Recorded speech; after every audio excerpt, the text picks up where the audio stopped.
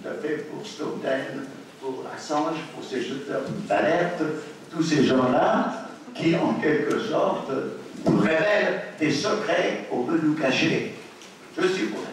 Mais je suis en même temps pour qu'on sauvegarde pour chaque personne la bulle de vie privée absolument secrète et garantie qui, au plus aujourd'hui, est menacée par le fait que dans nos téléphones mobiles et que dans nos mails, il y a déjà des instances qui ont tout recueilli et qu'on peut tout savoir de nous. Donc, je suis pour le respect. Et par exemple, une des dégradations de la presse, c'est que la presse française, par exemple, quand elle savait, les journalistes savaient que Mitterrand avait une fille clandestine ou que un président avait une maladie inguérissable, elle se taisait. Maintenant, vous savez, les aventures sentimentales du président Hollande, comment elles sont connues, révélées, il n'y a pas le sens. Pourquoi ? Parce qu'ils n'ont pas compris qu'il y a la transparence d'un côté et la primauté qu'il faut respecter comme vertu politique et démocratique. Et en ce qui concerne les affaires, les caricatures ou toute autre offense, et qui évidemment relève de la presse, il est évident que s'il n'y a pas un sentiment de responsabilité et de solidarité, alors la situation devient catastrophique. Or, nous souffrons en France d'une diminution, d'une dégradation et des responsabilités et des solidarités. Et nous sommes dans une situation sociale, historique, désastreuse. C'est pourquoi le problème dont nous parlons lui-même, tout en étant spécifique, notamment de relations avec le monde arabo-musulman et le monde occidental, est aussi un problème sociologique de la société française qui s'est dégradée et on n'a plus tellement la sens de la responsabilité et de la solidarité. Voilà un peu ce que je voulais dire pour commencer. Merci.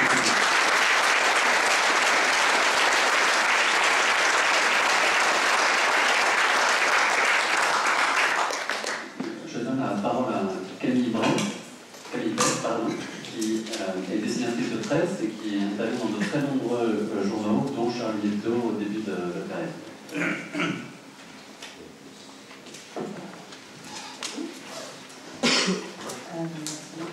Vous m'entendez? Ouais. Je me suis préparée à un petit chemin de fer, comme par chez nous. J'ai essayé de rien oublier de ce que je m'étais promis de vous dire. Je suis dessinatrice de presse.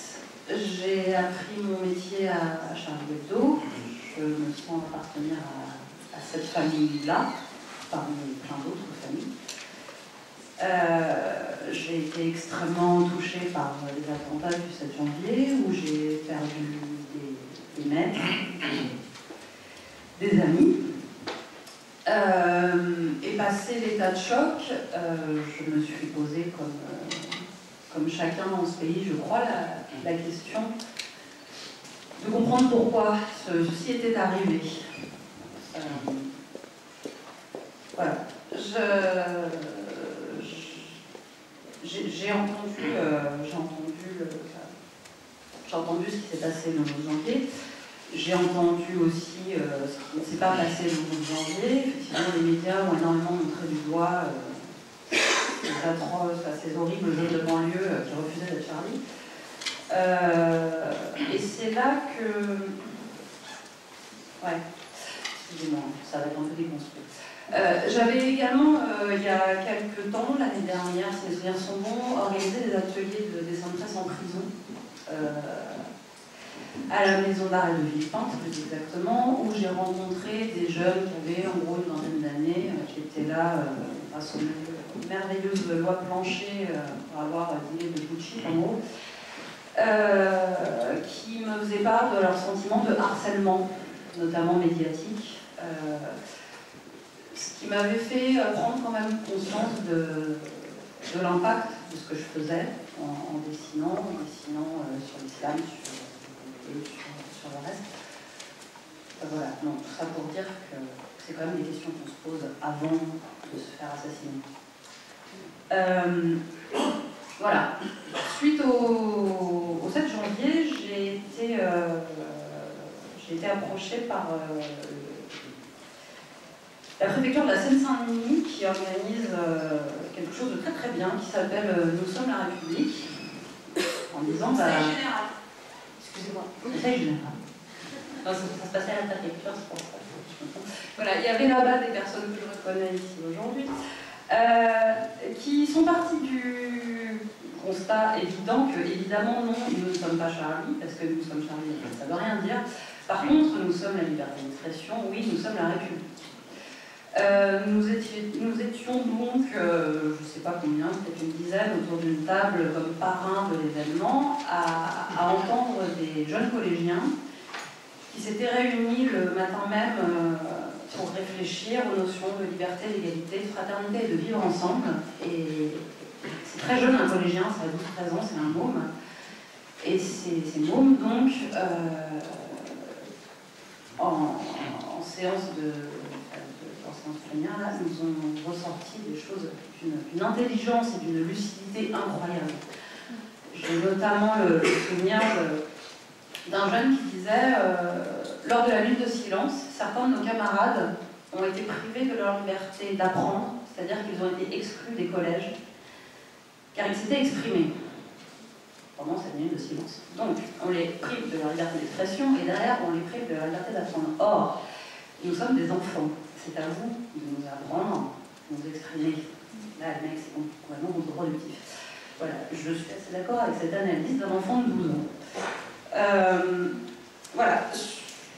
Il y a très peu de temps, j'ai été approchée ce coup-ci par la PJJ, la police judiciaire de la jeunesse, enfin, je ne sais plus dans quel ordre c'est. Prévention judiciaire. Protection judiciaire. Voilà, vous savez mieux que moi. Pour participer à un stage de citoyenneté. Donc ce sont des jeunes de 15 à 18 ans qui sont condamnés à me voir, entre autres, lors d'un stage de citoyenneté de 3 jours. Donc je vais passer 3 heures avec eux et je me suis incrustée les 3 jours parce que je trouvais que ça avait l'air super. 3 jours, c'est le temps de créer du lien, de se rencontrer, de faire tomber plein de barrières. J'avais la chance d'avoir ma petite partie prévue le 3e jour. J'avais 3 heures qui m'étaient dévolues et ces 3 heures ont été extrêmement productives car on se connaissait déjà. Voilà. Je ne saurais pas dire mieux. On a parlé de Dieudonné, on a parlé du nouvel ordre mondial, on a parlé de complot, on a parlé de plein de choses. C'était pas gagné.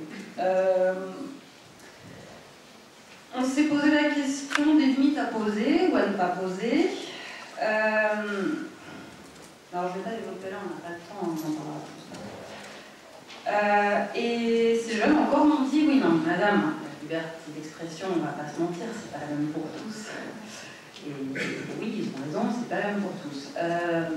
Notamment parce qu'eux, ils ne sont pas pareils. On est toujours au même point. Alors quand je leur dis, mais les caricatures, ça t'a blessé? Bah ouais, mais pourquoi? Parce que quoi? Bah c'est la religion, il ne faut pas toucher. Et pourquoi? Je sais pas, vous me la paix, pas parce que. Bon voilà. Je leur explique, les gamins, si vous voulez qu'on vous écoute, il va falloir mettre quelque chose derrière parce que. Il va falloir structurer votre pensée, il va falloir apprendre à parler, et éventuellement à dessiner, on ne sait jamais. Voilà. Et la liberté d'expression, ça marche si on sait s'exprimer et du coup si on est entendu. Je pense qu'il est vraiment primordial, avant toute chose, d'apprendre à ces jeunes à s'exprimer correctement. Mais je me remets un petit peu en question là-dedans. Je pense que je me serais pointée, que j'aurais sorti mon beau discours politiquement correct de « si t'es pas Charlie, t'as rien compris », je serais repartie, il ne se serait pas passé grand-chose. Il a fallu prendre du temps. J'ai pris du temps. Je pense que le temps, c'est important. Pour le temps, il faut des moyens, mais c'est un autre problème. Voilà, et je me suis posé la question de ma responsabilité responsabilité là-dedans. Et voilà, on n'arrête pas de dire à ces gamins qu'ils ont des droits et des devoirs, ils sont dans un stade de citoyenneté, c'est quoi être un citoyen, c'est avoir des droits et des devoirs. Et moi, journaliste, c'est quoi ma responsabilité, c'est quoi mes droits et mes devoirs? Mon droit, c'est celui de parler, c'est génial, moi quand je parle, c'est imprimé à des dizaines de milliers d'exemplaires et les gens me lisent, en plus ils ont payé pour ça.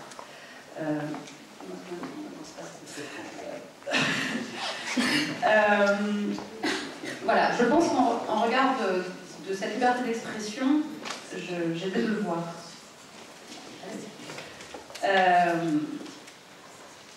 Voilà, monsieur Morin posait la question de la responsabilité. Je pense que ma responsabilité, c'est pas d'arrêter de dessiner le prophète, c'est pas d'arrêter de blasphémer, de critiquer la religion. Enfin, évidemment, je ne fais pas ça pour humilier, pour blesser. Je fais ça parce que j'en ai le droit, et c'est ce que j'ai expliqué à ces membres. Et franchement, cette discussion a duré 2 heures, et à l'issue de ces 2 heures, ils m'ont juste dit quelque chose d'incroyable. Ils m'ont dit, mais ça, on ne nous l'a jamais dit. On a décrypté ensemble un dessin de Riss, qui avait fait une couverture de Charlie, intitulé « Le Coran, c'est de la merde ». On s'est posé la question ensemble de que voulait dire ce dessin. Et on en est arrivé à la conclusion, qui est qu'en fait, ce dessin, on aurait voulu dire « Le Coran, c'est de la merde », on l'aurait juste écrit, il n'y a pas besoin de faire un dessin en dessous. Non, ce dessin disait « Ça n'arrête pas les balles », et c'était un musulman qui se faisait tirer dessus. Et donc, en fait, ce dessin disait que les premières victimes de l'islamisme, c'était les musulmans. Tout simplement. Et ces gars disent, mais ça, on ne nous l'a jamais expliqué, on ne nous l'a jamais dit, mais pourquoi ils ne le disent pas à France 2? Et de conclure, vous nous avez expliqué, on a compris. Bon. Alors, éventuellement, enfin, non, on va faire... Bon, pas plus, on va en reparler après. Voilà. Donc, je crois que ma responsabilité n'est pas d'arrêter de dessiner, mais c'est de faire de la pédagogie. Et que c'est ça, être responsable et solidaire. Voilà. Et je ne suis pas une militante, je suis juste une dessinatrice. Et je crois que juste le message à faire passer, c'est que en 2 heures, j'ai réussi, enfin en 3 jours, soyons honnêtes, j'ai réussi à m'entendre avec des jeunes qui, au départ, m'ont regardé d'un sale œil, juste parce qu'on s'est écouté, on a parlé, on a pris le temps de mettre les mots appropriés. On s'est dit aussi qu'on avait le droit de ne pas être d'accord. Mais en tout cas, on a réussi à s'entendre. Et voilà. Et moi, je m'étais posé la question, suite au 7 janvier, de c'est quoi prendre ma part? Et voilà, ça a été ça mon moyen d'être citoyen. J'ai pris ma part, j'ai fait ma part du boulot. En tout cas, j'ai l'impression de le faire. Je cherche des moyens de le faire. C'est aussi pour ça que je suis là. J'essaye de faire la part du boulot. Et je me dis que si chacun prend sa part, si chacun prend un peu son temps, si chacun va vers l'autre et dit on a le droit de ne pas être d'accord, mais on va essayer au moins de s'entendre, le monde ira mieux. Voilà.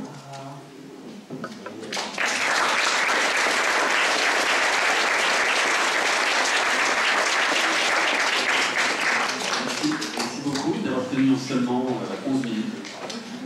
Donc Tariq Ramadan, la parole est à vous. Universitaire suisse basée à Oxford, il y a eu des présentations rapides et caricaturales de vous dans la salle, donc je ne vais pas en rajouter. La parole est à vous.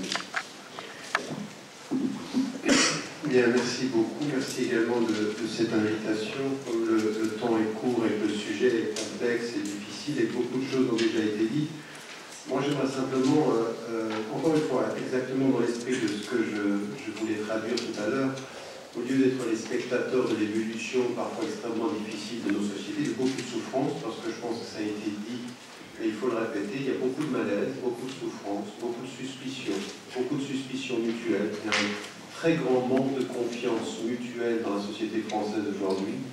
Pas simplement française, je dirais que c'est transversal et international, mais c'est vrai qu'en Occident aujourd'hui on peut sentir le malaise. À partir d'un certain moment, c'est se poser la question, nous en tant que citoyens, quelle que soit notre profession, alors on a parlé des journalistes, et Dieu sait si la responsabilité est importante, les intellectuels également, les politiques de la même façon, c'est d'avoir une réflexion sur nos responsabilités. Et moi, ce que j'aimerais dire, c'est un peu de structurer la réflexion en disant d'abord, il y a des principes sur lesquels il ne faut pas déroger, sur lesquels il faut être très clair. Le problème dans le manque de confiance, c'est la confusion du propos, c'est la confusion des termes que l'on emploie, la confusion des thèmes que l'on aborde. Et d'abord, il y a un premier point pour lequel il faut être clair, c'est que la liberté d'expression doit être un principe que l'on défend absolument dans toutes les sociétés de la même façon, égalitairement et de façon transversale. C'est-à-dire c'est autant national qu'international. Et ce que j'aimerais mettre de ce point de vue-là en avant, c'est qu'il n'existe pas de liberté d'expression absolue dans aucune société du monde.